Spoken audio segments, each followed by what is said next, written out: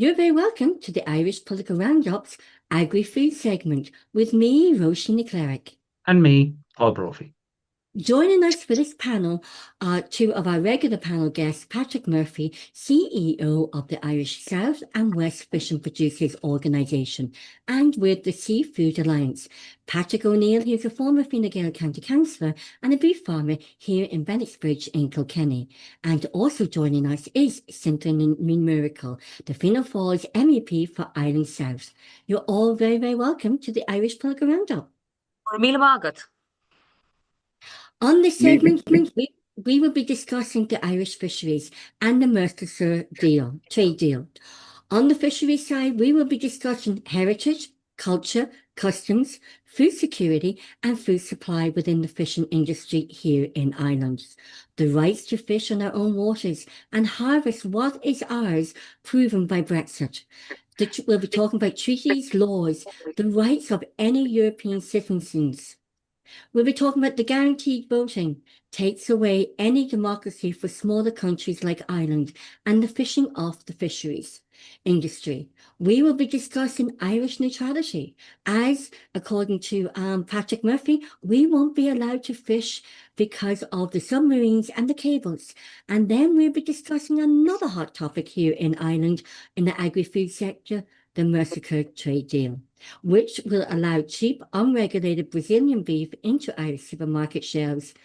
Irish beef we'll also be talking about Irish beef, the food safety of our beef. It will also cause, to some people have said, a health safety concerns relating to the carcinogenics, hormones injected into Brazilian cows. You're very, very welcome, ladies and gentlemen. Good evening, Roisin. Good evening, Paul and Cynthia and Patrick. I feel ashamed. I don't speak Irish, and I grew up in Derry and the Middle East and South and Africa. And in Derry, we didn't speak Irish. We weren't taught in school. So my sincere apologies. You can always start, Roisin. You've got a fine Gaelic name, Roisin Cleric. Thank you. No, I forget what that charm of yours, Cynthia, just took me by surprise. Well, I'm kind of exhausted before you get going there because it sounds like we need longer than an hour to discuss all of those topics, especially when you've got Patrick Murphy on the panel. I've seen him in action. We have him warned. He has to stay on topic. That's for sure. That's for sure. Well, we're going to kick off straight into the fishing and then we'll go on to the beef and the Mhurchú. So apologies for that, Patrick, but I know you have an awful lot to say too about food safety within the fisheries industry. Cynthia, we also know that you are meeting our very own Patrick Murphy tomorrow in Brussels. Yes, that's right.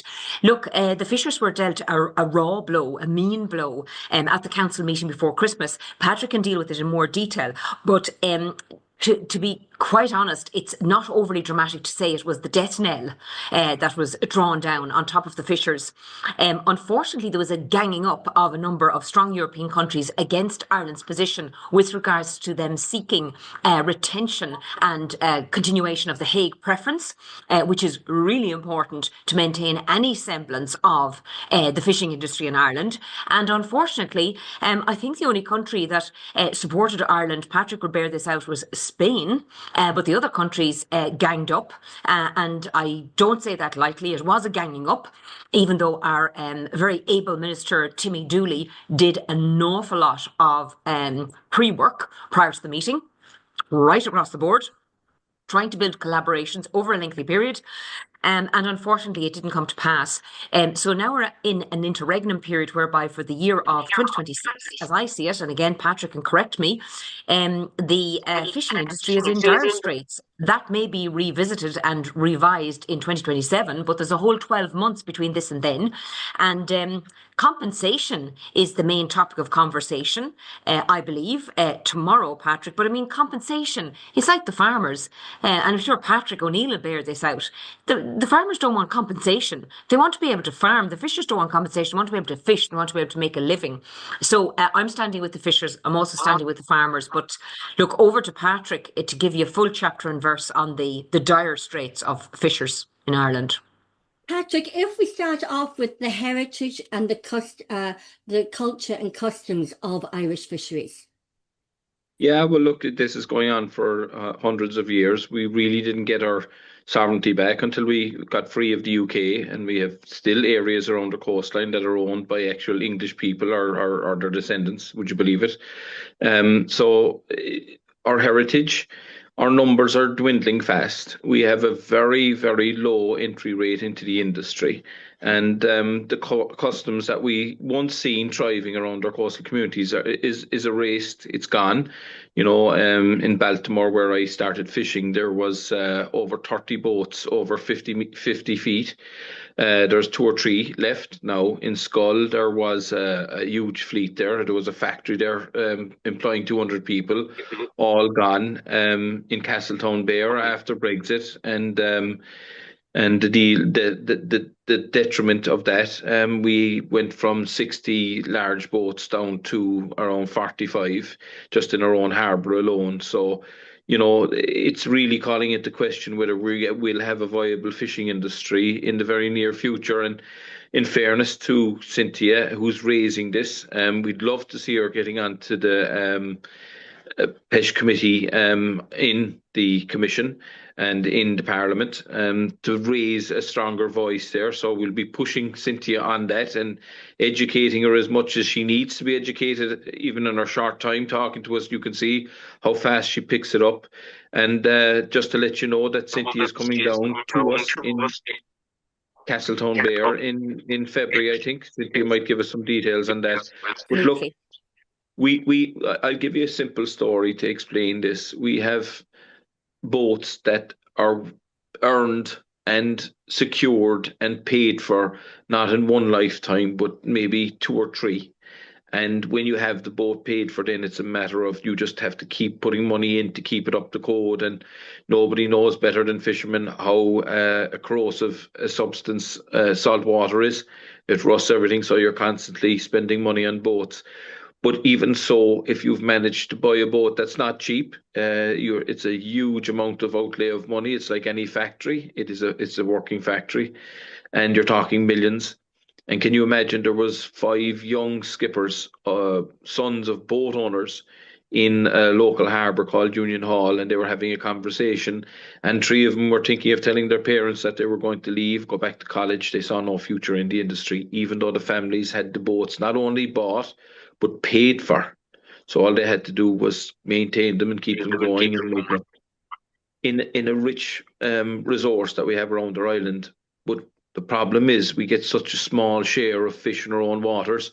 One example of that is, as Cynthia said, because we didn't get the Hague preferences, in an area called 7F&G, it's between England and Ireland in the Celtic Sea, a very, very valuable fish, sole, is caught there, and the quota is around 600 tons. Belgium, with a coastline of 64 kilometres long, has 450 tons of that to catch. I don't know the coastline of Ireland, but I do know from maybe Wexford up to Waterford, wouldn't be far off that length of coastline as in Brussels. We get 28 ton in our waters.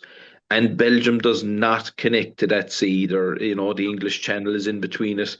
So it doesn't even border this area of water. And that's the amount of share that they've got historically. And under the Hague preferences, we probably would have got maybe 100 ton of that. Of course, it would have to come off the Belgians because we can't overfish, despite the accusations that are made from us. All of it combined, we can never overfish it. We're just not allowed in any of the species, all of us. So that's what we're talking about. Patrick is really, really good on the tonnage and explaining it as he has. But if we want to take even a baby simpler percentage or a stat, because sometimes, when people are looking at these programs, they kind of think, oh, just give me one figure. I want to give one figure, and that is only 15% of fish that's caught in Irish waters are caught by Irish boats, by Irish-owned vessels. 15%.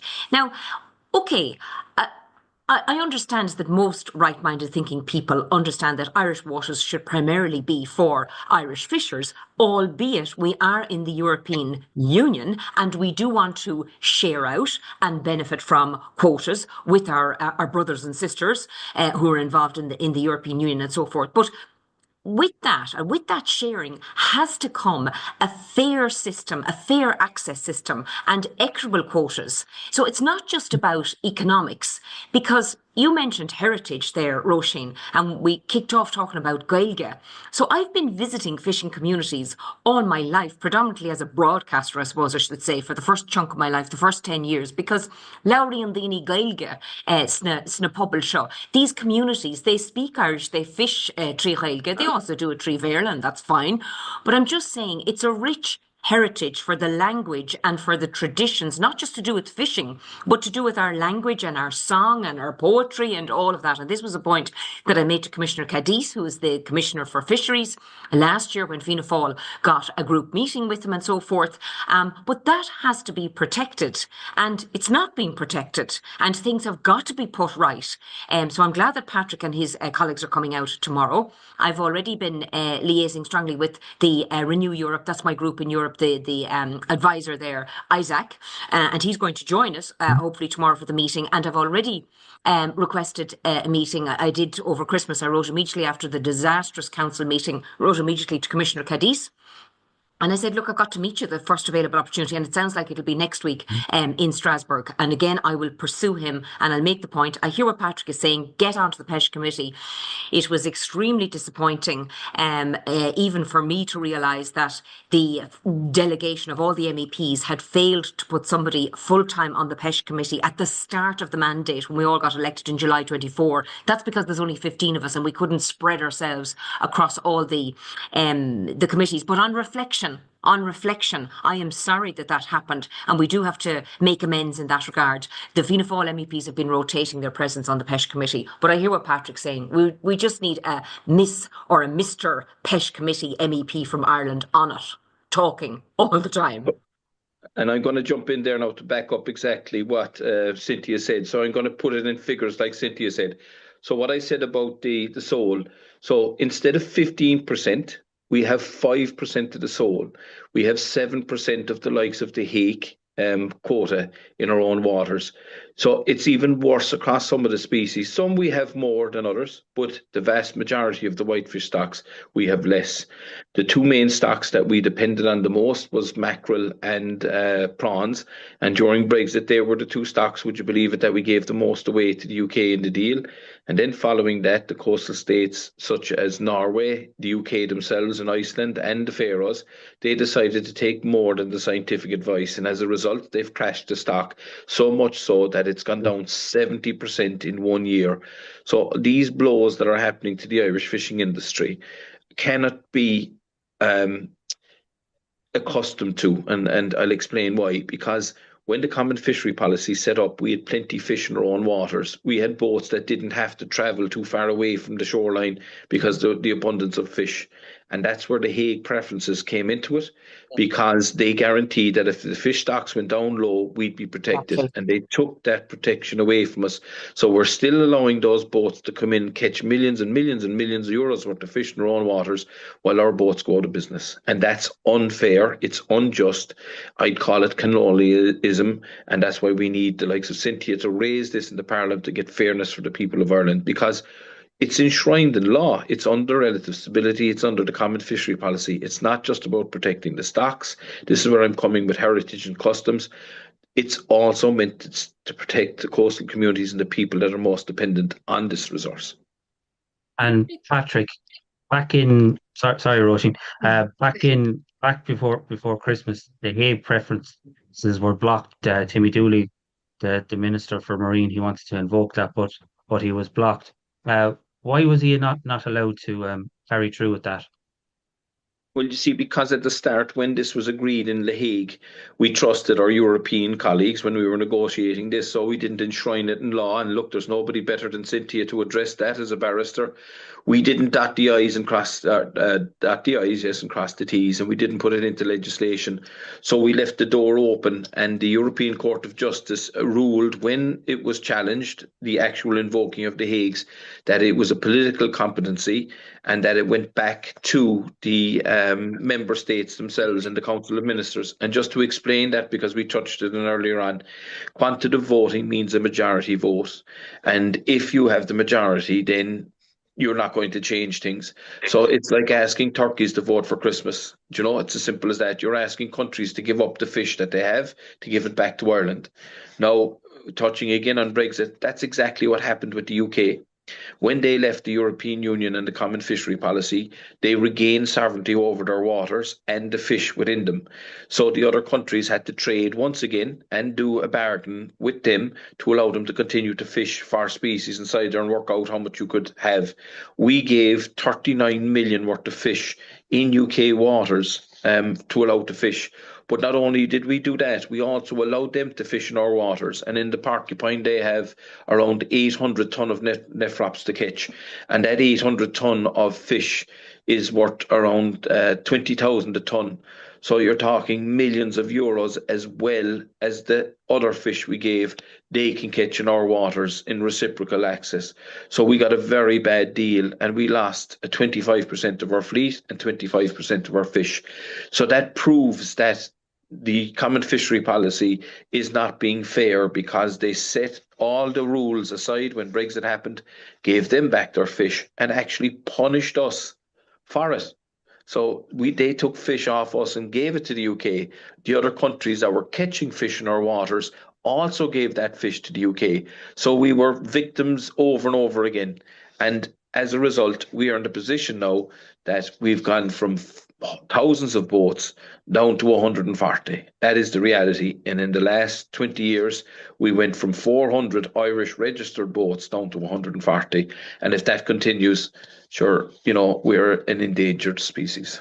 Yeah, and can I just say, and I'm sorry, maybe Patrick O'Neill wants to comment on this as well, but I've been going to West Cork all my life on holidays, because I just happened to be there, I don't know, a million years ago, and I fell in love with Baltimore, and it brings almost tears to my eyes when Patrick mentions about Baltimore and how he started out fishing there, because I didn't know him as a fisherman back then, but I did recognise, I hardly recognise the harbour now, I should say, from the harbour that I remember all those decades ago. And I do know Union Hall as well. It's a place that I frequented very often.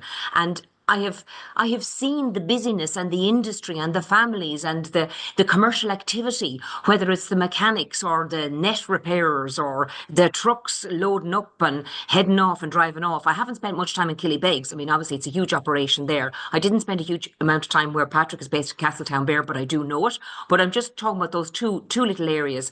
But these are real families, and I do think it is tragic. It's almost unbelievable, the story that Patrick told about fishermen's sons or daughters, whoever, it doesn't really matter whether the sons or daughters, being handed a boat, paid for, over a couple of generations, and being responding and saying, well, look, I actually think it's probably better for me to go back to college. Now, it's a little bit reminiscent of farming as well, because I do know that there are sons and daughters of farmers who are being offered the handover of the family farm, and they're kind of saying, look, the living is not in it for me, let alone for me and for you, if you're going to have a right of residence or a right of residence and sustenance on the title, which is the normal way for farming families. You normally retire off the older farmer and the wife, or the older farmer and the husband, whoever was farming, and they do have rights that have to be funded and paid for out of the family farm, which is taken on. But frequently now there aren't two family incomes on the farm anymore. I mean, maybe Patrick O'Neill would have more to say about that. You're on mute there, Patrick. I won't comment on the fisheries anyway, because it isn't my area of expertise, and I did very little fishing in my youth, and I was a very bad fisherman. Didn't catch a whole lot, bar cold. But it is scary to see what's going on. Even like whatever our troubles in the agriculture industry, the fishing industry is another level of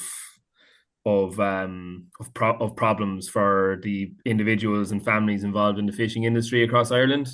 And I've been educated on it over the last year to 2 years that we've been on panels and discussing things here, pretty with Patrick there. And it's obviously I wouldn't hear a lot about where I'm based, but and again, I suppose it's such a small group of people that have been keeping that industry going, and I suppose it's easily gets forgotten about. And again, like farmers, they're hardworking people who just get their head down and go out and do their day's work and come home and don't have a whole lot of time for the politics of everything because they're constantly working. So, and they need people like Patrick Murphy and others to represent them as best as possible across Europe in particular, as that's basically where everything is governed from a water perspective in reality nowadays.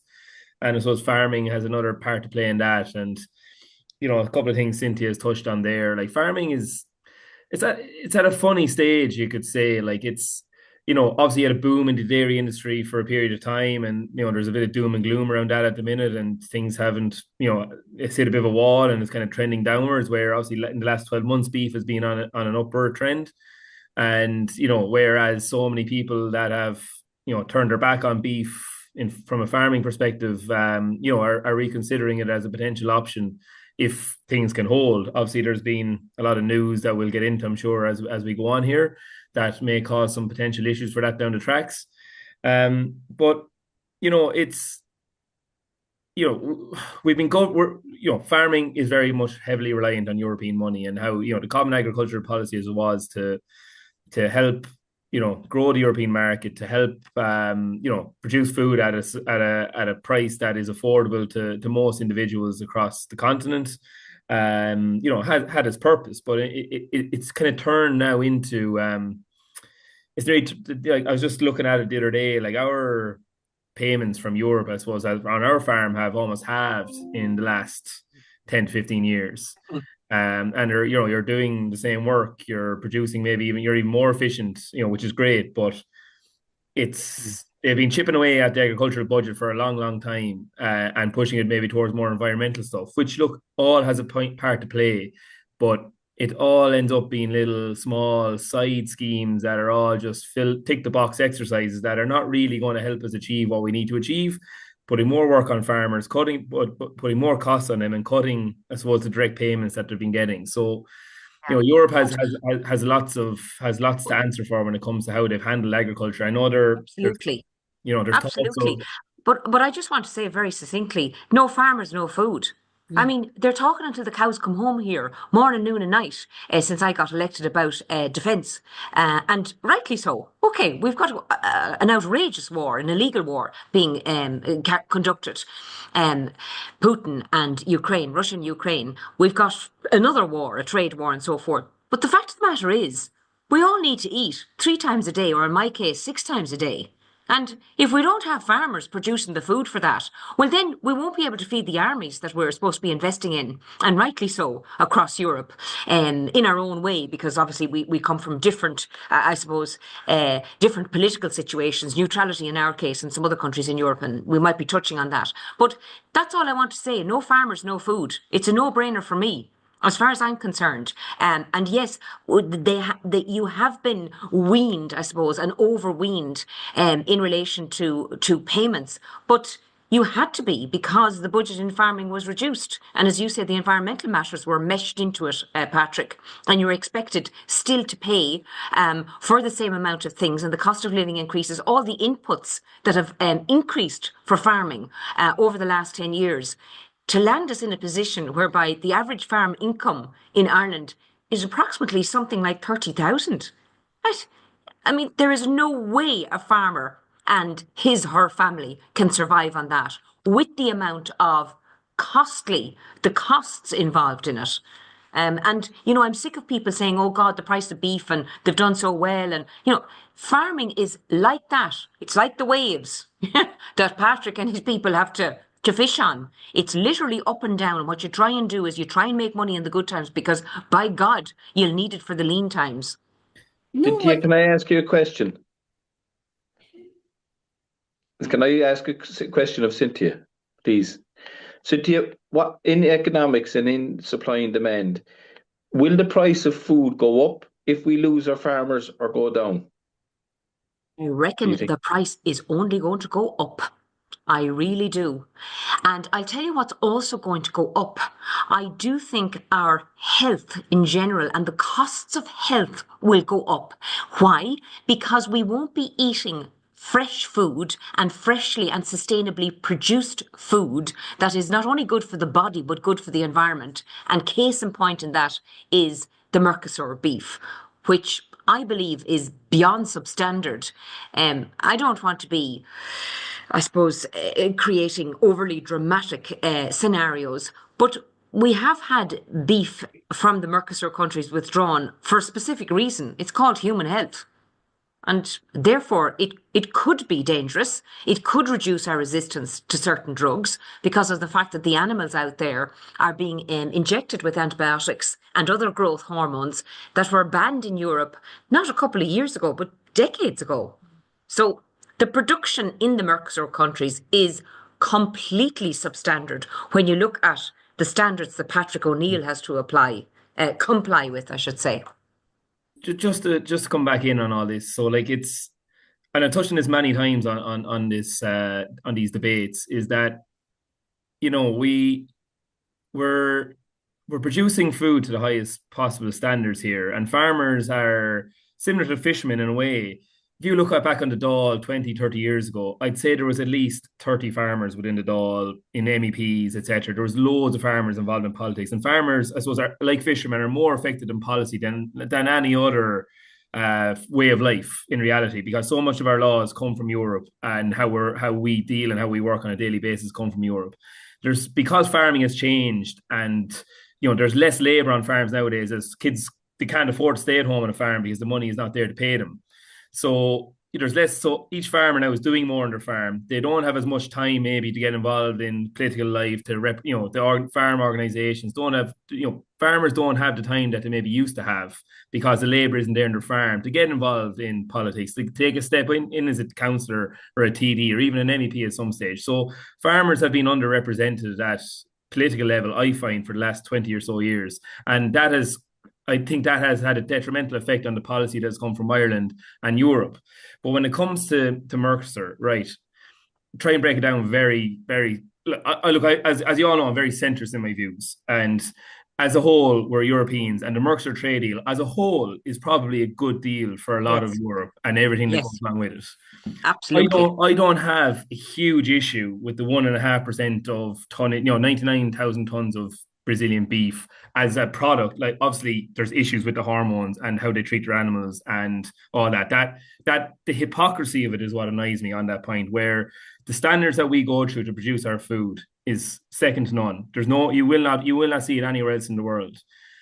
We are being made jump through all sorts of environmental hoops here in Ireland from a farming perspective to produce our food, but we're willing to take in this beef from countries that are, they are causing issues to the Amazon rainforest. They are, pumping them with certain hormones. Not all farmers, I'm sure, in Brazil and other areas are doing this, but it is happening, and we've seen proof of it.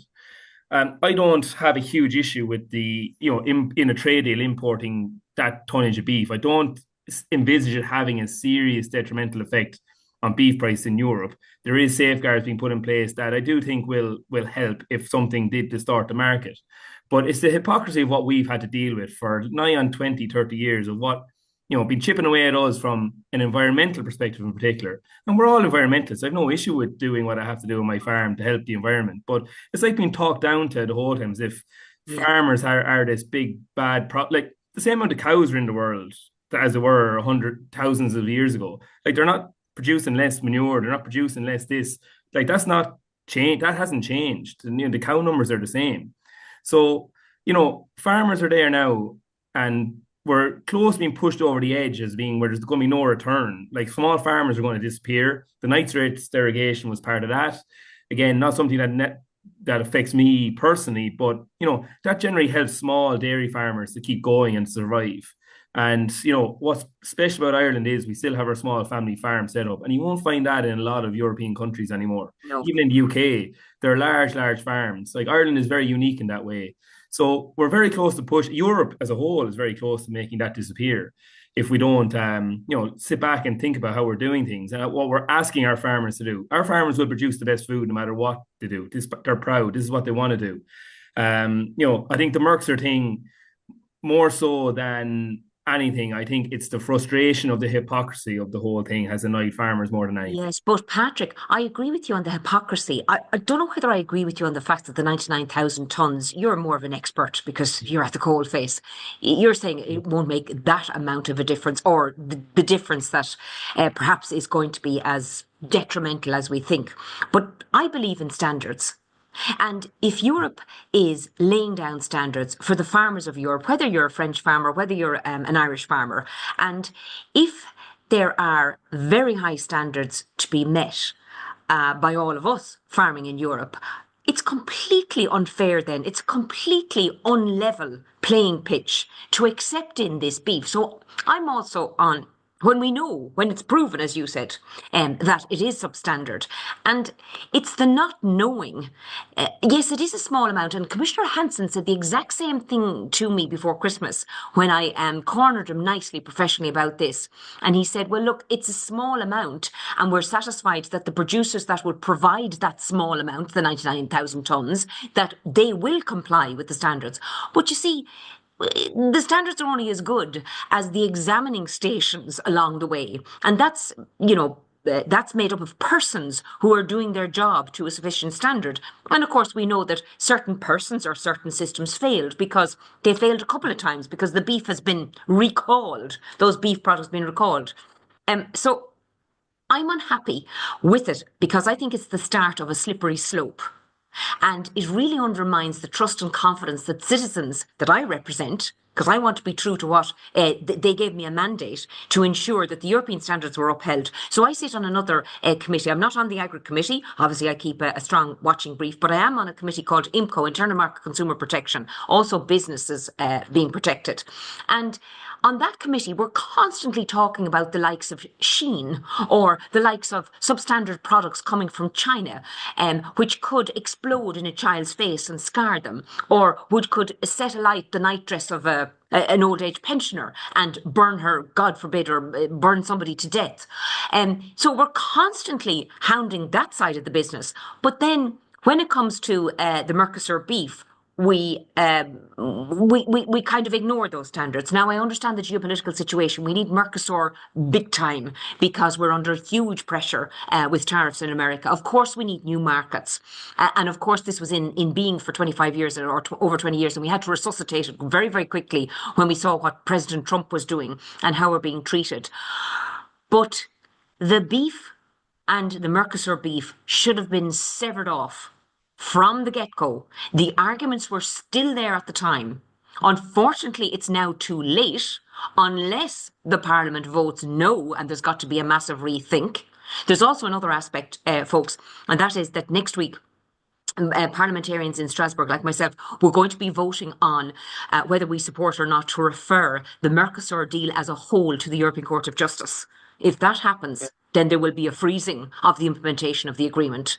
And we'll see, will that buy us a little bit more time to try and do more lobbying? Because we're constantly, those of us who are against Mercosur, the Irish MEPs, we're constantly lobbying. We're falling over each other, actually talking to the same people outside of our groups even, to try and get a no vote. At the moment, I have to say, it looks like it'll all depend on who turns up to vote on the day. MEPs, we don't know. At the moment, the mood music for me is that MEPs, some of them will not vote on country lines. So the big block of countries that voted for Mercosur at the meeting last Friday, or Friday week, I'm losing track of days, but I think it was last Friday, their MEPs may not follow along country lines. May not. And the S&D group, which is a large bloc in the European Parliament, EPP is the biggest, and then we have S&D. A number of S&D colleagues that I've spoken to are saying there's a turning towards a no vote. Will that be enough? I don't know. It depends on who turns up. But we won't have 720 MEPs voting in the chamber, that's for sure, because we never get that. 200 MEPs voted against Mercosur in a previous vote in the run-up. So that's a sizable amount to build off. But I don't want to be injecting false hope into this conversation. But I do just want to differentiate with Patrick O'Neill there. And I think you're very fair-minded about it. I normally would be very pro trade agreements, obviously being on that IMCO committee and realising our economy in Ireland as a small, open, free trade. Well, of course, we depend on free trade, and more so now than ever. But in this instance, there's too much at stake, and we haven't even mentioned the environmental situation. And who knows what government will come into being in those Mercosur countries and who will just disregard all the so-called environmental conditions that are supposed to be so in line with Europe.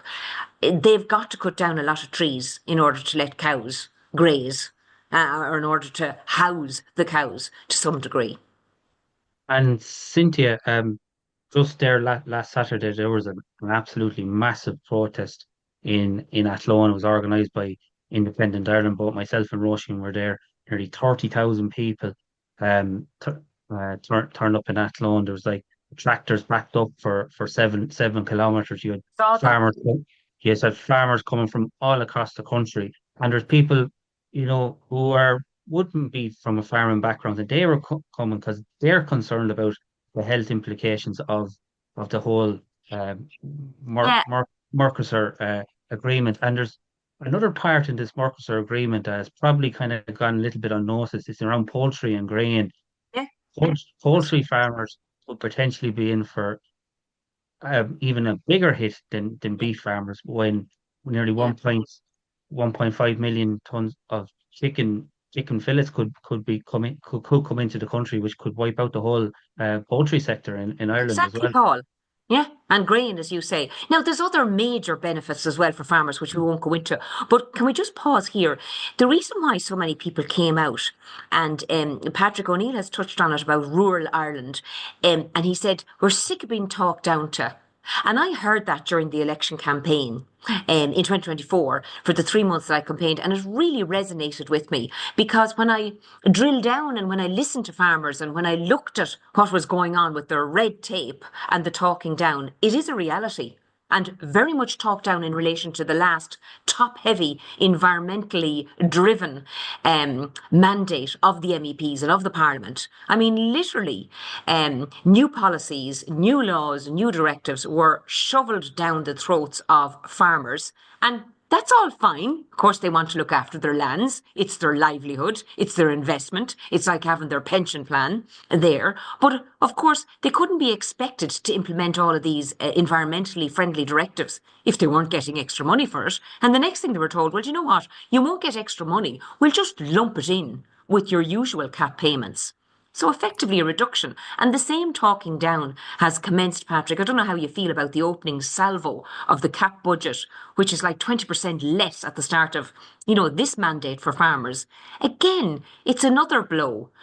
So I think rural people, and there is, thanks be to God, the rural-urban divide is alive and well, but rural communities realise that farmers spend their money in the economy. They also contribute to the economy in social and community events, whether it's fundraising, whether it's the local badminton club, whether it's the local rugby club or the GAA club, or whether they'll pull their neighbour out through their front gate because they've got the tractor when it's icy and snowy. I mean, the farmers are the first to be out there helping out, and in real ways, in meaningful ways.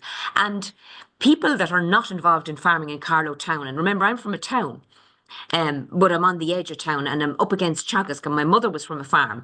But people who are townies in Carlow, even they are out supporting the farmers as well, because they know about the return from the farming community to the local community. And I do not want to see, whether it's fishers down in Baltimore or in Castletownbere, I don't want to see the carving out of all these little SMEs, and we'll call them little because they normally are little. It is hand to mouth, but you make enough to put a child or two through college, and by doing that, you contribute to the local shop or the local joinery or the local, veterinary clinic or whatever it is, all those local businesses.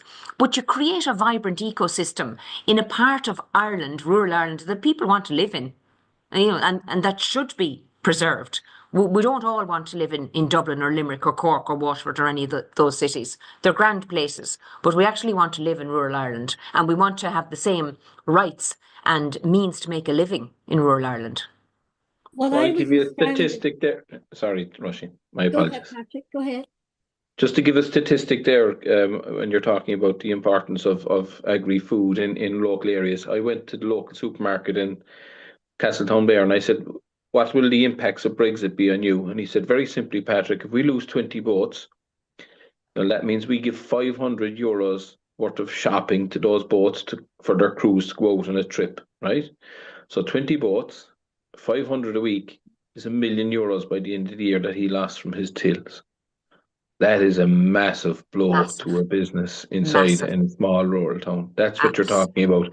And unfortunately, that happened to that man because we lost that many boats out of the harbour. And that's jobs. That's part-time jobs. That's students as well, getting their travel money to get maybe to the university in Cork or something like. The trickle-down effect is massive.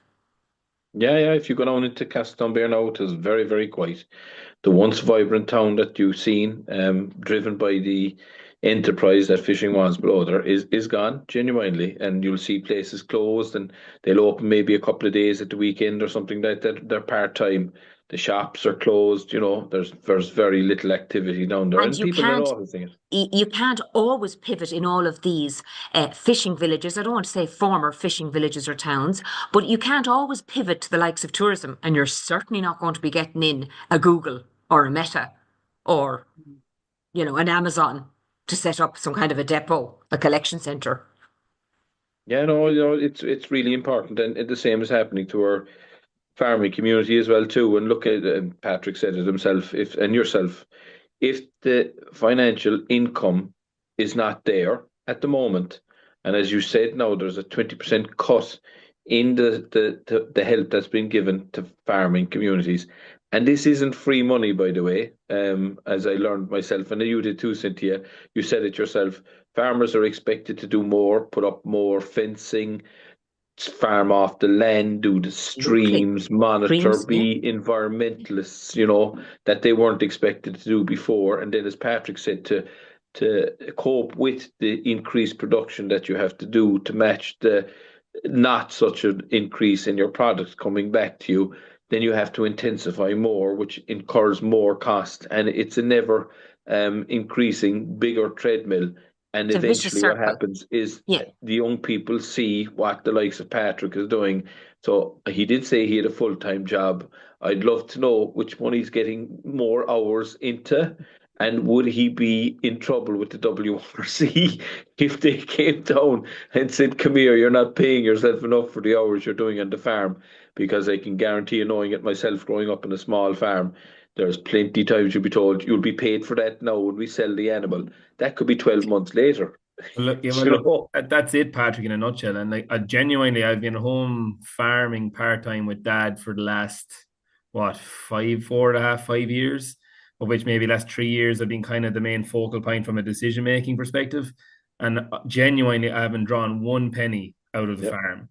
Everything that I've done has gone back into it. I'm trying to shape it in a way that I would see as being, look, there was no point in saying otherwise. There was lots of improvements to be done, investments in stock, been doing all that and hoping in time that it will pay me back eventually. But Patrick, I'm lucky to have a job to sustain me. But Patrick, nobody in any other business, whether they're selling cars or widgets into wadgets, or whether they're selling fitted kitchens, nobody would conduct their business in that manner, because nobody can be a happy fool going around selling or working or thinking that your working is getting you onto the profit line, when in actual fact it's not. And also, you can't just make ends meet. I mean, obviously, you're able to pay your bills, and that's wonderful. And you're able to pay back the bank or whatever, if you've got a bank loan or a credit union loan or anything. But that is, quite frankly, it's impractical. It's ridiculous. It's unrealistic. And the thing that sticks in my craw, I just want to go back to the defence. There's an awful lot of talk, as I said, in Europe about defence. There's an awful lot of talk about autonomy in defence and being autonomous. And now we know with Greenland and all the talk about Trump, and we see Iran and all of this unrest that's going on. And it's all about autonomy in defence. Well, hang on here. We need autonomy in food production. That's what we need. God bless us. If we're going to be dependent, I don't know, on China to feed us or on America to feed us, number one, we're going to be ill. We're going to get ill. And number two, we may have a similar situation that we experienced when the war broke out in Ukraine, whereby suddenly we were held to ransom in relation to our energy costs. Look, it comes down to, you mentioned it earlier there, Cynthia, and I think Pat, you mentioned it as well. If you look at the surge in the beef price this year, up to an €8 kilo at its peak in the first half of the year, in reality, the reason it got to that price is because there was a shortage of beef across Europe as a whole and the world. And the reason there's a shortage of beef in the world is because there's been years and years and years of policies that have forced people out of beef production. Because everyone thought it was the right thing to do from an environmental perspective. And look, I sound like I hate the environment, but I don't. I genuinely think we all can work together here. But they've targeted the wrong areas to try and make their gains. And now, if you look at the last 3 months, and this hasn't really come up a lot because Mhurchú has taken over the whole debate. Like, the beef prices dropped from €8 a kilo to €7 a kilo. So that's €300 per head on a typical carcass animal in the factory. So, like, that's a lot of money to be down on one animal. If you multiply that out at the prices people paid for cattle early last year, like, people are on for a potential big hit. And the reason the price was so good is because European countries were so short of beef. Exporters were flying in the marts. They were buying cattle all over the place, sending them all across Europe, wherever it may be, so I'm still envisaging Irish beef prices to withhold a decent spell over the next 2 years because so many cattle left the country in 2025 due to the shortage of beef across Europe and other parts of the world. And then Blue Tongue had a part to play in it. There's loads of market things that went in our favor last year, and they are kind of still there. But I know the factories are trying to suppress prices, and Mhurchú is a problem is a bad deal for beef farmers. Maybe a bit better for dairy farmers because it might open up more markets. Maybe. But it's the beef side of things is going through a peak because there's less beef in the world. Yes, but the other thing is, Patrick, though, beef is our speciality, or one of our specialities. We have a lot of successes in farming, but beef is one of them.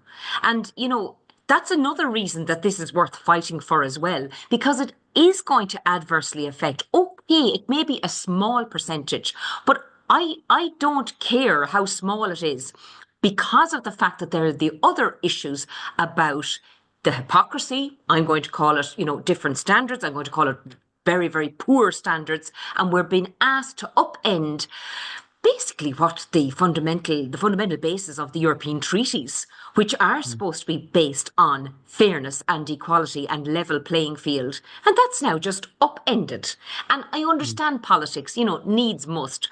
But at some point, no, needs doesn't must. We have to take a stand and we have to say no, enough is enough.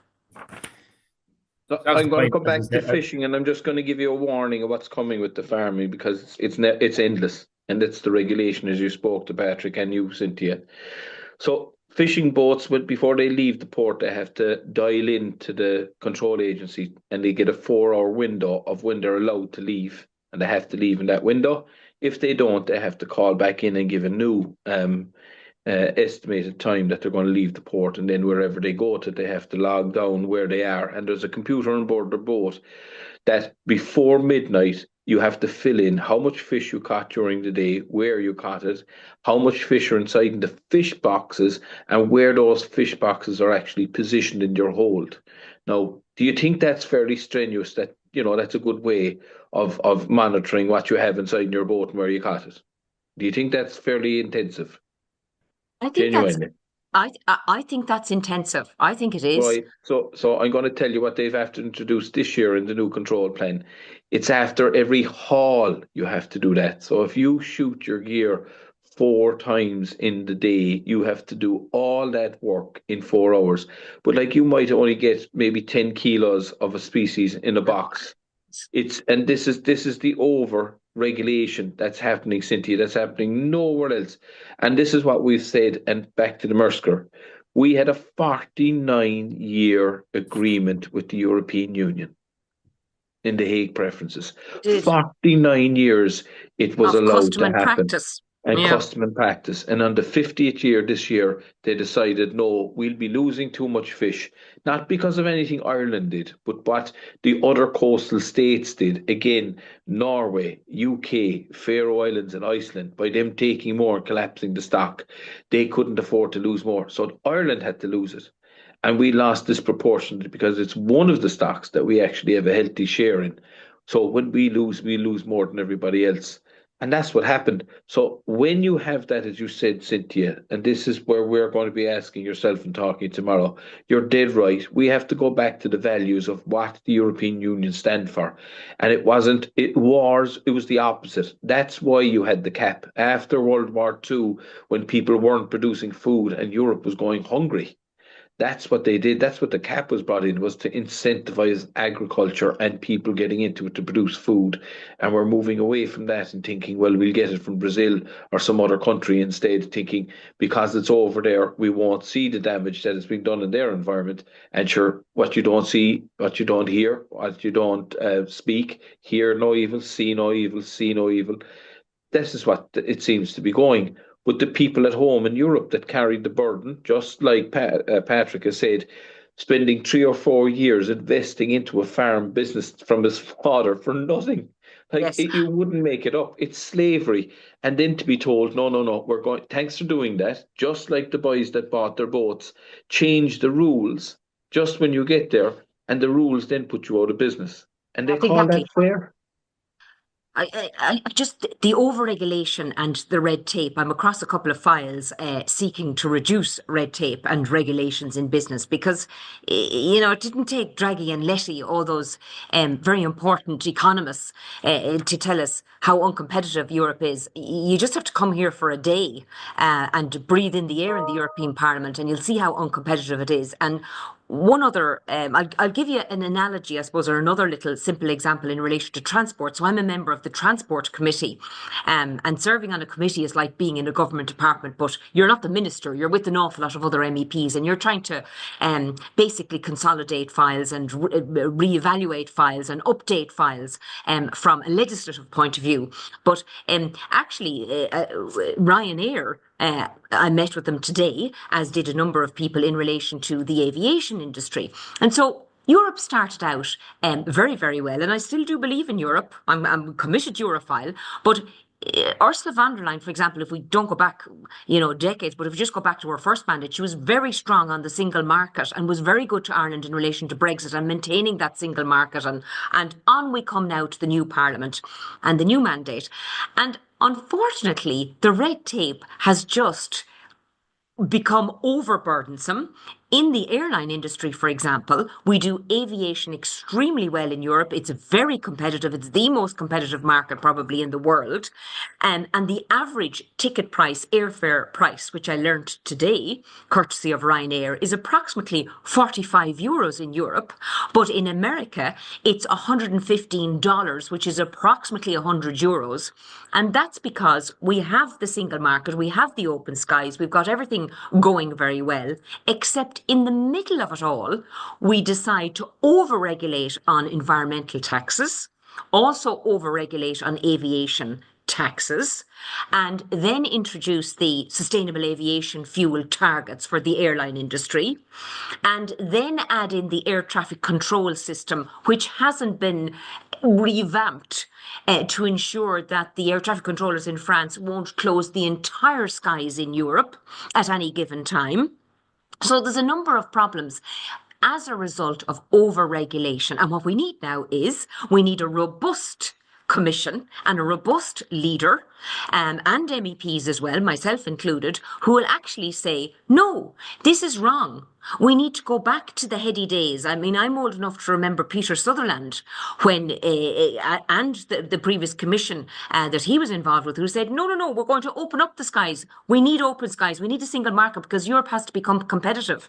And look what was created. A wonderful aviation industry in Europe, better than the East, better than America in the West and so forth. So we really need to go back to our fundamental principles here. And I know it's difficult. Politics is always difficult. And the Parliament at the moment is made up of a 1/3 of far right So there's a whole different complexion politically sitting there looking at us and looking at Ursula von der Leyen and putting the pressure on. But you know what happens, though, when you get that diversity? I think we need stronger leadership and we need a stronger commission. And that includes all the commissioners, including Ursula von der Leyen, not leading out solely and doing solo runs, which unfortunately we've seen her doing on a couple of occasions. In other instances, she's been very good. I'll give her credit. Her credit is due. But a solo run on Israel, Gaza, solo run now on the Mhurchú, to the extent that it's not displaying positive collaborative politics, which the EU should be engaging in. And we've seen the response in relation to Trump and the tariffs and the recent events since Christmas. We've seen, unfortunately, almost a timid response from Europe, from the likes of Kaja Kallas, the Commissioner for Foreign Affairs and so forth, and indeed other commissioners. And we had a very robust discussion in Renew Europe for about 2.5 hours this morning, and an awful lot of mainland Europe MEPs, if I could call them that. I'm talking about the French and the Germans and the Swedes. I mean, literally irate about Europe's weak stance now thus far with President Trump, and asking for, a different approach. I think, Cynthia, just to add to your point there, you mentioned, the extremes now in Parliament on the right and the left, which were maybe hadn't been there in previous parliaments. And I think that has come from frustration on the ground with the voters of seeing so much burdensome red tape coming down in every industry, all walks of life, by over-regulating everything, no sense in anything anymore. And now, it gives the extreme views a chance to come in. And you see it in every part of the world at the minute. The extreme views seem to be taking over all the debates and starting to worm their way into, government positions, where there's leaders of countries, and it's not good for the world as a whole. And just examples of that from a farming perspective, and again, I'm sure fishing is probably the same, but no other,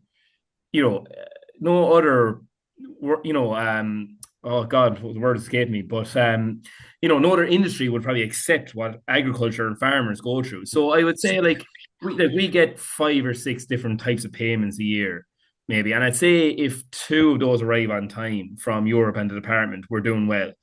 So they're late, they're delayed, the red tape that the department have to cross-check everything, make sure everything is in order, send out inspectors potentially for certain things. The whole thing is completely and utterly mad. And you ring the department to ask them, where is this payment? And they'll tell you, well, they had to do this and they had to do that. And in fairness to the poor people in the department on the phones, I don't know how to stay home, because their head must be wrecked every day with farmers wondering what's going on. And it's due to all the checks and balances that they have to do because of all the policies that have been created over years and years and years now at this stage. The whole thing is completely bureaucratically inept at this stage and just needs a complete and utter revamp. And, technology isn't being used, I think, in this scenario as well. There's so many things that could be done without the use of, people in some scenarios. And it's that could speed up a lot of these checks and balances that people are having to do on a daily basis. I agree, Patrick. And I mean, even today it was stated, and I feel the same sentiment myself.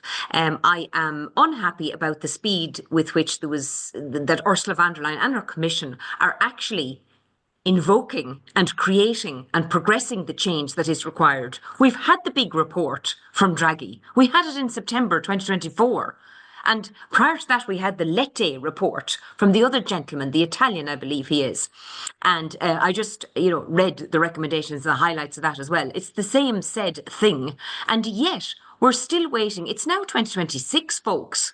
And we're still waiting to see this reclaiming our competitiveness. And for example, I'm only a little minnow, 1 out of 720 in the European Parliament, but I am so frustrated with expecting and looking to and anticipating that I will hear the next big move to reduce the red tape, to reduce the overburdensome, to get back to reality, Patrick, that you've spoken about, and I'm not seeing it. So look, I'm always a doer person. So I'm launching, for example, in my own little minnow way, I'm going to launch Freeing Up European Skies, my own little campaign about celebrating aviation and saying, listen, guys, can we now talk about investing properly in our airports and in our aviation industry so that we can get back our competitiveness? Because we all know that airports leads to increased business, and not only just tourism business, but also business of every kind. And we need to stop penalising in certain aspects and we need to balance it obviously against the environmental goals, but we need to stop penalising an industry that is very successful and that we really need as an instrument of competition and competitiveness. And I didn't say that. That's not me saying it, little old me. I'm not an economist, but that is actually what Draghi said in his own report and what Ursula von der Leyen said we're going to invoke. We're going to make this happen. And Cynthia, in July, Ireland takes on the presidency of the European Council. Is this something that Ireland could, take the ball with and run and, really make an impact on? And also, we spoke about the CAP and the regulations there. Patrick has spoke a lot about the common fisheries policy, how it's the whole concept of relative stability of coastal communities that's completely gone out the window. Are these things that Ireland in their presidency can take on and can do something really fundamental? Because we see Simon Harris talking about um banning about social media for underage and or people on social media, Right. having to, identify themselves. Yes, that is an issue. But when you talk about so many things around regulation and how our farmers are being treated, how our fishermen are being treated, there are so many things in Europe that Ireland could when they're in during this presidency, grasp. Yes. And we are good politicians. I mean, we are good at doing our job, and we have a proud history of democracy in Ireland, and we do know how negotiations should be carried out and building up collaborations and so forth. Now, unfortunately, the question that you posed was, can Ireland lead out on certain things that are deeply concerning, not just to ourselves, but obviously to the whole of Europe? And the answer is no, because the files that are coming through the Parliament and through the Commission dictate what the Irish presidency will be about in the main, Paul. But we will be in a significant position of influence, the soft power, the soft politics. And that's where I would hope that our ministers, our government, and indeed me as an MEP, that I will be raising issues and hoping that it will fall on more open ears than it would have, because we weren't in the presidential role. So it is a role of influence. And I do know that the priorities and the files that will be focused on in accordance with the Commission workbook will be very much, Paul, the MFF, the Multi-Annual Financial Framework. Now, that may be good. I hope it will be for CAP, for example, because obviously the opening salvo was 20% less CAP budget for the farmers. Which was quite a shock. And there will be some other areas of influence. It may not be in the area of that you've just cited, social media, but notwithstanding that, I will be raising issues under social media because, again, it comes under IMCO. I'm one of many MEPs that's across the Digital Markets Act and the Digital Services Act, which is directly connected with online and the misuse and the abuse, and in relation to everything we've seen recently about Grok and so forth, and X, which is completely toxic. So, look, the Irish presidency, the government will have to announce fairly soon what I'm going to call it their priorities, or what their table of work is going to be and their schedule of work. But it will be very much dictated by the Commission's files. Yeah. You're muted there, Roisin. We're coming up to over the hour, but I know there's one question that Patrick Murphy really just wants to top on is our neutrality. Fishermen won't be allowed to fish in our Irish waters because of the submarines and the cables, and if there's a war on. So if we could just touch on that for a few moments, and then we can finish up then. Yeah, so I'll just start you off. I had an uncle that worked in the Merchant Navy that didn't make it home because he was sunk by a submarine in World War II. So that's what I'm talking about. We already seen it with the ship that came from Venezuela, that it was being shadowed by a submarine, and yet it was boarded by another military power. And this is happening. This is not something that may happen. it's actually happening, and I'm constantly contacted both by vessels and by news agencies and everything else because of us chasing the Russians out of our EEZ. We didn't really chase them, to be honest. We negotiated with them, and they kindly withdrew. That's the genuine what happened there. But they just moved into international waters.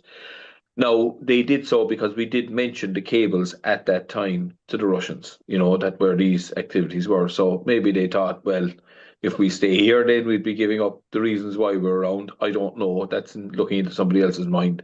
But you can be assured that if there's military operations going out, especially in the modern warfare that you have now, fishermen will be a soft target. And as you said yourself, Cynthia, food security, I think we're losing a trick here. I think it's madness because, again, coming back to and bringing Patrick into this, right?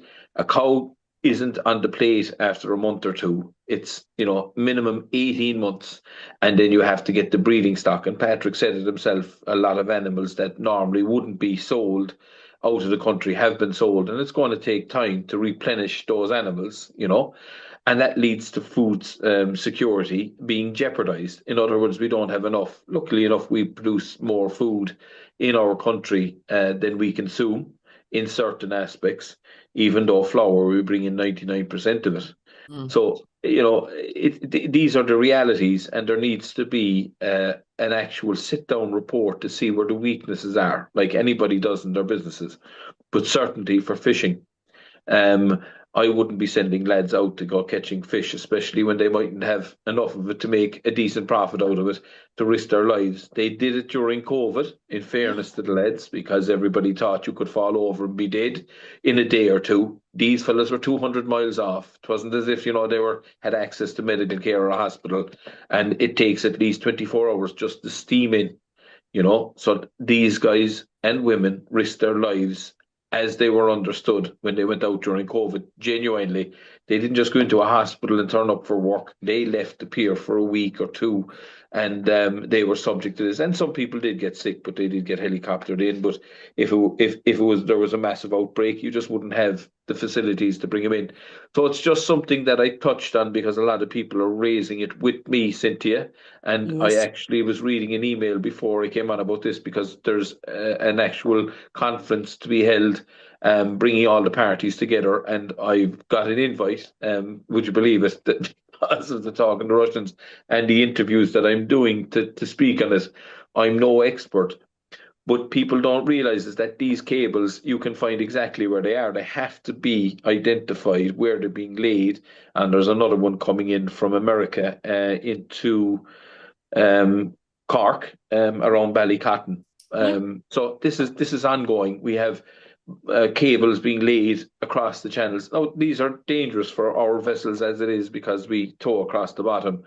But definitely when it comes to neutrality, it is critical that Ireland retains its neutrality, because if we don't, we will become targets, and we will be a soft target. So I was just wondering, what your views on it now that we have you. I might just add Yeah. to that for you, come in, Cynthia, as I know you have the final word on that with your No. role. But just look, Ireland's neutrality, I'm a bit on the fence on it. Like, Patrick, your point is valid. I know there's stuff going on there that we're not probably aware of, and is going to cause, if there is a global war that breaks out, there's going to be a lot of people hanging around the Irish coast trying to cause damage to certain things that are going to affect their specific enemy. I think, there's a weird thought process in Ireland around our neutrality. In reality, we're not a neutral country. We're aligned with likes of America and Europe and the West, and the Western world, as we would call it. That is where we fit. That's where our morals and values lie, is where we're most associated from a common side of things. And there's other parts of the world that don't see that and see that as a threat and do want to kind of hamper that. Now, America obviously is in a very different place at the minute, and there's a lot of things going on that are, not what would be typically American over the years. But I think there's one element of it where Ireland has not invested in our armed forces correctly for generations, and we've left ourselves open to being very, very weak at even just the basic defense side of things from ourselves as a country. And none of our politicians should be against the idea of supporting the Irish armed forces in protecting the basics of our waters and our skies at a minimum. But when it comes to then what maybe some of our allies may be doing around our coastal waters and what that may cause issues for us down the tracks potentially if they get in the wrong space with some of their enemies is definitely something that we don't want to be involved in either. So look, I personally, again, right down the middle as usual. There's two sides to it, but we the word neutrality, it gets mixed up in a lot of different terms, and I think some political people in Ireland use it as this sworn thing that we can never change. We are not a neutral country in our viewpoint, and how we want to live our lives as Irish people is a certain way, and there's other parts of the world that don't meet that same moral compass and want to change it, and like we have to be away. We can't shy away from that fact, and we're a small country. We're going to need support from others to help us along in some scenarios. But look, Cynthia, I'll leave you out the final word on that from your role. Well, look, I'll try and be as succinct as possible. I think we are neutral. I deeply believe in our neutrality. I mean, we made a decision at the founding of our state that we were going to be neutral. And as a result, it freed up an awful lot of our GDP to invest into schools and housing and health and infrastructure and this, that, and the other. And we are where we are now. But we are in a very, very insidious, dangerous position now. And we need to see much more cooperation with their fellow EU members on security and defence. Now, the Irish government, to their credit, and my party in particular, there has been a dramatic increase in spending. And of course, it didn't come about just by accident. Of course, the pressure was on since the war began. But I think in last year's budget, I just got the figure before I came online. In the budget last October, we had a record allocation of 1.49 billion in defence funding.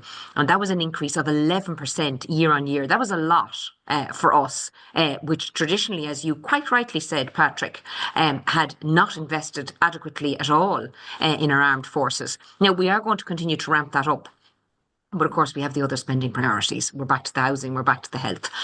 So I think from the point of view of our image in Europe, it's very important, folks, that our European neighbours see that we are carrying the can as well, insofar as we can. And we are not looked upon very favourably by our fellow Europeans in Europe because they know about our vulnerabilities that Patrick has highlighted underneath the seas. And they know all about the shadow Russian fleets and so forth. And they know about the lack of investment. So I think very quickly, if we are going to curry friendship and continue to have our friendships in Europe, we're going to have to make sure that that investment does happen rapidly. But I think it's probably best placed, Patrick, this is where I disagree with you, Patrick O'Neill, I think it's best placed to be spending that in the context of neutrality. But we do have to undo the triple lock. We have to be able to show that we can send our armed forces in a peacekeeping mission to wherever they are required to go, because we have to play our part. We have to be seen to play our part. Otherwise, we will not have friends in Europe who will come to our aid if and when there is an attack, an invasion. But in reality, and it's a fair point, but in reality, are we neutral when I know we're giving money to Ukraine, which in fairness, I know it's shaped in a way that's for specific purposes, not directly at war, where American planes come through Ireland. Like, we're not really neutral. Like, we wouldn't let the Russians do that. At the end of the day, like, we're not specifically neutral. We have our alignment, and it is, but we don't go looking. We're not going starting wars. We're not going to put certain, but we are aligned a certain way. And I think we have to be, when we say the word neutral, in reality, we're not, but we will support the human cause that come out of these wars from both sides as best we can within reason. But I think the word neutral is a little bit extreme in some areas because it doesn't actually necessarily affect my understanding of the word neutral. We are clearly on the Ukrainian side of that war in reality. I think we have to do neutrality in our own inimitable Irish way. And I absolutely agree with you, Patrick, on the semantical examination of this word, because neutrality can mean an awful lot of different things, as we know, to an awful lot of different people, particularly politicians in Leinster House who are constantly arguing about it. But the one thing that I think people are clear about is that Ireland doesn't see a home for itself in NATO, for example, when we're never going to be. We couldn't even contemplate being some kind of a partner with NATO. But but we will, or sorry, when I say partner, in a member, but we will have to partner with NATO in terms of our participation in those ways that we can neutrally participate, that you have referred to, Patrick, which is in, we're not going to produce bombs and bullets. And we're not going to have forces out there killing people, but we are going to assist those that are wounded and maimed in wars in the way we have been doing it with Ukraine. Well, as a Defence Force mommy, whose son is just back from the Lebanon with the 126, I'm delighted that we won't be sending, and I hope we won't be sending our sons to the front lines of war, but we stay in the peacekeeping role. And I have to say, you must be very proud, Roisin. I had two uncles, one who served in the Congo. Can you imagine? That's going back a bit. And then my other uncle served in the Lebanon, and I went out to the Lebanon, and I was in Camp Shamrock, and I have to say, I'm just filled with pride for for our forces. Yeah, I'm as proud of him, and I always get and ask him. He pops in. I always ask him if I need a wee job done. I always ask him when he's wearing his uniform because he never says no. I like it. Yeah. And he's just handsome in his uniform. I love him wearing his uniform. He just looks so handsome, and he wears the tricolour on his left arm, and I'm so proud of him. Yes. And can I just say, you've triggered something in me now in the tricolour. I'm also going to start a little campaign to reclaim the tricolour. I'm calling it Bratach Glas Bán agus Ór, I'm calling it, because I'm sick of seeing the tricolours flying around the towns of Ireland's south in an attempt to portray or to convey this message that Ireland is full. It's unacceptable. So anyway, watch out for that little factus. Well, I have a tricolour here, which the Defence Forces gave me when I met my son up at the airport when he flew home, and it sits on the desk here, and it'll go up into. I'm going to put it framed, and with his medals, and I'm going to get it framed. People were thinking I'm cracked, but it was just something very special when we went to collect him from the airport.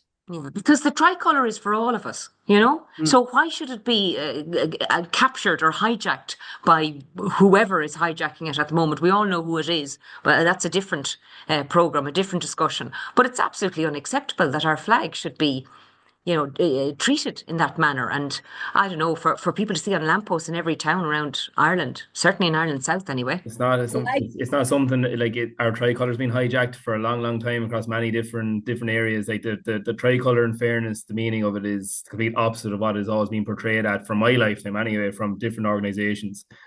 And so best luck to you, Cynthia, with it. But it's I'd be asking you to fly the flag now. The education around the flag. Yeah, the education on the flag needs to be front and center again, because it has been hijacked by organisations who are actually the complete opposite of what our flag actually means. Exactly. And, you know, young people looking at it going, "This is normal," when in reality it's not. Yeah. Well, I grew up in Derry, and the flags and all the different colours, and I had two names. I had Roisin and Rhonda whenever I was stopped in different areas. So I really love our Irish flag, and it was something when I came down here, it was something I was very proud of, that I had an Irish flag, and that was my flag. So, but before we go, we talked about Defence Forces, and we talked about our fishermen and our farmers, and I think it'd be very apt to say, as we're talking about defence, to all our men and women serving and representing Ireland with such dignity, honour and integrity, thank you for your service. Absolutely. Here. And say a lot to your lad for me. I will, Patrick. And I would like to say thank you to all the farmers and to our fishermen, because no food, we have no human beings, and it would take away all our humanity here. And Cynthia, no pressure now to keep us there. I like pressure. You'll have nothing to talk to Patrick tomorrow now, Cynthia. You're going to have all that place for me. I like Patrick's pressure. This is the warm-up. This is the warm-up. Thank you, Paul, for being such a gentleman to allow the rest of us to speak so much. That's it, yeah. Apologies, the two of you didn't get a word in, and it wasn't me tonight. It wasn't me. It's not about us. It's not about us here at the Irish Political Roundup. It's not about us. It is about you, the guests, and your message and your conversations between one another. And to the audience. Thanks very much, Roisin, for having us on, Paul. And good to see you again, Patrick. And see you tomorrow, Cynthia. You might come on with us again. It was an absolutely brilliant programme. One of the best agri-foods we've had. So thank you so much indeed. Patrick O'Neill, Gaurav Mahagi, Iwa.